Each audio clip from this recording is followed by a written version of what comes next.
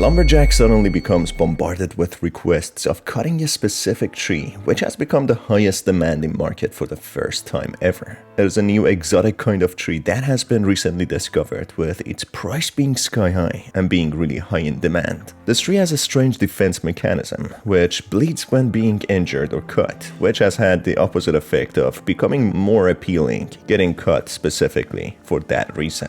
The protagonist calls it the blood diamonds of the forest, as if being as valuable as diamonds. The lumberjack stays in a small cabin in the middle of the forest where those new species of the tree are found. A cabin with bare minimum necessities, as if it has been set up for him there to stay for the time being, get as much bark as he can, and give it away. Starting the first day, the lumberjack manages to get to the unusual tree, which happens to be larger and taller than the other tree species surrounding it. It has a beautiful white-colored bark, making it very unique. As the protagonist cuts it down, the inside of the tree reveals the sap to be red, with the inside being red itself. He gets busy chopping the tree down, which takes the entire day to cut it into smaller chunks. As the protagonist collects the last chunk, he walks in the dark woods when all of a sudden a loud car crash followed by the theft alarm is heard in the distance, with the protagonist dismissing it as a drunk driver crashing. He knows there's a nearby public park, so it wouldn't be out of ordinary for people to be close by. He finally places the chunk next to the pile that he has collected, getting into his cabin to get some well-needed rest. As the protagonist gets on his bed to sleep, a text informs us about these trees and their strange characteristics. The forest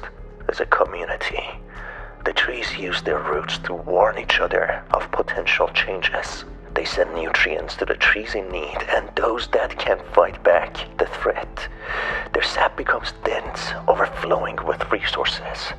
That's how they do it. This in a way suggests that these trees could be sentient and intelligent, maybe even having consciousness. This red sap that overflows seems to act like blood, as if the trees are bleeding. The trees have a sense of community and help each other when one is in need, but as it happens, the sap seems to be full of nutrients and humans dismiss all those signs of pain and hurt just to get that valuable sap. The protagonist believes that he could find more trees in the surrounding area, so he sets off to explore the woods to find another one of those valuable trees. Managing to find another tree in a restricted area, as soon as the lumberjack swings his axe the first time, the tree starts pouring out flowing red sap, which gets all over the protagonist. He even makes the remark that the red sap actually tastes like blood. So it's clear by now all the other trees of the same species have started communicating with each other, sending the sap to this tree as a way to defend itself. As the lumberjack continues hacking at the tree, he gets drenched in the red sap until he manages to cut it down. Just like the day before, it takes him the entire day to chop the tree into smaller chunks. Managing to get back to his cabin, he sleeps the night to wake up tomorrow.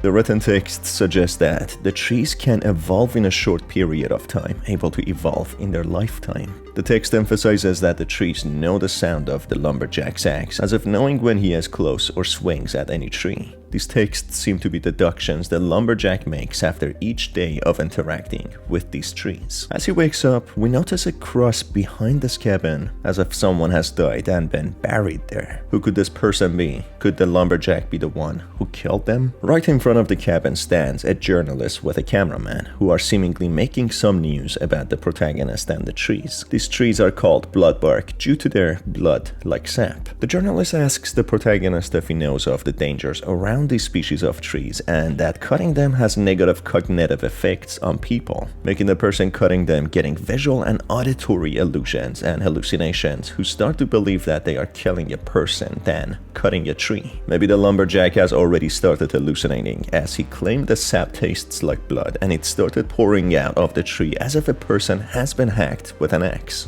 This journalist was given a lead by someone that this lumberjack would be cutting these trees down, hence they came here to interview him. As the protagonist leaves the journalist, he manages to come across another one of those trees. Just before reaching it, he sees a human walking towards him, which then transforms into the tree. The lumberjack questions his sanity, swearing that he saw an actual person. How could this possibly be? He thinks to himself that these could be the effects of the sap cognitively impacting the protagonist, being just illusions. It cannot be possible that these trees are actually human and they cannot really feel pain.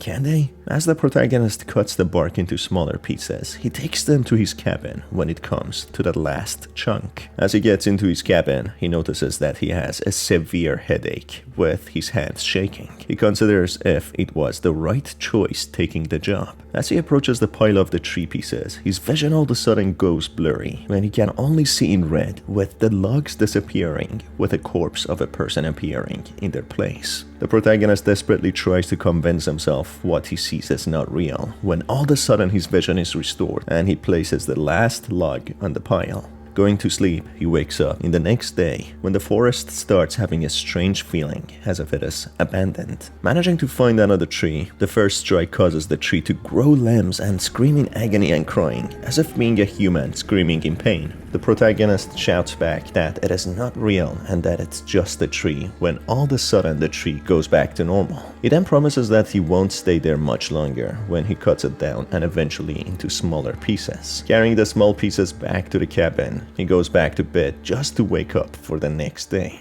The protagonist thinks to himself that these trees have a connected mind, as if being a hive mind, being better entities than humans, considering if he is doing the right thing, chopping them down. That's when he realizes that he cannot sleep, overthinking about the trees. He gets up with the sky still being dark. As he reaches another tree, his vision changes, with the tree transforming into a human. He takes his axe and swings at it when all of a sudden the human falls down, crawling away in a desperate attempt to get away from the axe-wielding maniac. The protagonist keeps trying to calm himself that it is just trees and nothing else and he shouldn't worry. His attempts of convincing himself becomes weaker and weaker, as if not believing himself anymore. But either way, he takes the corpse, which he thinks to be a log, and takes it to his cabin. At this point, it's not clear if he mistakenly killed an actual human being or cut down a tree, which has caused him to hallucinate. His mind is heavily impacted, not knowing what is real or fiction anymore. Sleeping on his bed, he wakes up the next day. While sleeping, he thinks to himself that he is killing people, and bodies are piling up, yet he cannot tell really any longer. As he leaves his cabin, his vision goes red, with trees becoming humanoid and walking around. The sight simply horrifies the protagonist, who has been alone all this time, crying to himself that they are just trees and nothing else. He cries to himself that he didn't kill anyone and only chopped down trees. He cannot think straight and his vision is not going back to normal. He goes back to his cabin and tries to sleep, thinking how the trees have reshaped his mind. As he wakes up the next day, he goes to the graffiti wall where he thought that he hacked the tree down, where he sees the graffiti still being on the wall and half done, with a pool of blood being still there. He wonders if he actually killed a person here who was spray painting. The way that he came through has warning signs of avoiding bloodbark trees, the white trees that cause hallucinations, as cutting them can eventually lead to blurring the lines between reality and fiction, mistaking between chopping trees down and killing people, as the mind cannot differentiate it any longer. The lumberjack starts panicking, thinking that he might have actually killed somebody. That's when his mind gets overtaken by flashes of the moving trees closing in, which causes him to have a breakdown, screaming and acting frantic. He notices how the place is extremely empty, as if all the park goers have abandoned the place, maybe in fear of the trees, or maybe in the fear of the axe-wielding maniac. The police sirens are then heard, followed by gunshots.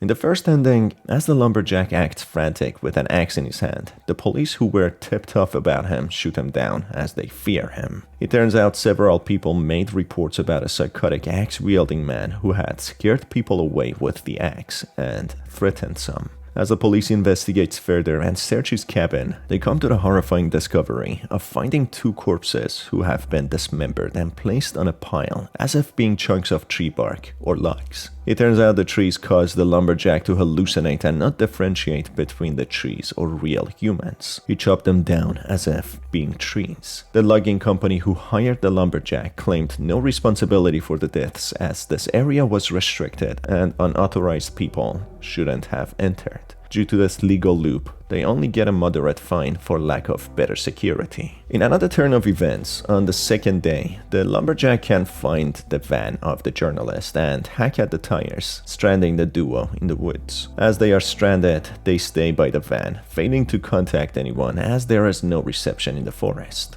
They separate as the woman reporter called Matilda wants to get some time on her own. That is despite the cameraman called Craig feeling lonely and asking for Matilda to get back to him. As the lumberjack goes to Matilda, she happens to be very nasty and rude, being almost unbearable to listen to. The protagonist has the choice to kill her here or just let her be, as he cannot take her nonsense. On some other day, while the protagonist is carrying some logs, which happens to be after killing the graffiti artist, the cameraman Craig films this. This is of course the corpse of the graffiti artist rather than a log, with the protagonist just simply hallucinating. The cameraman Craig instantly runs away, which takes him a couple of miles to get to the closest gas station. There he calls for the police and he shows the footage to them that the lumberjack was carrying a torso with no limbs, which horrified the cameraman. The police go to the woods and interrogate the protagonist, who swears that these are just illusions and tricks played by the trees, as they are not real humans, and just trees, even though the police finds the corpses at his cabin.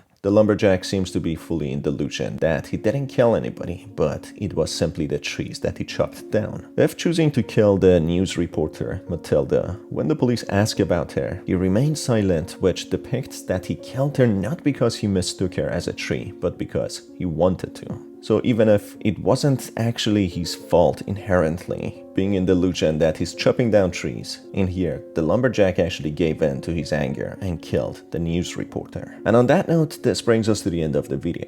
If you enjoyed it, make sure to stay tuned for more by hitting on the subscribe button and the notification bell. As always, it's been your host R, thanks for being here, and I will see you on the next one. Take care.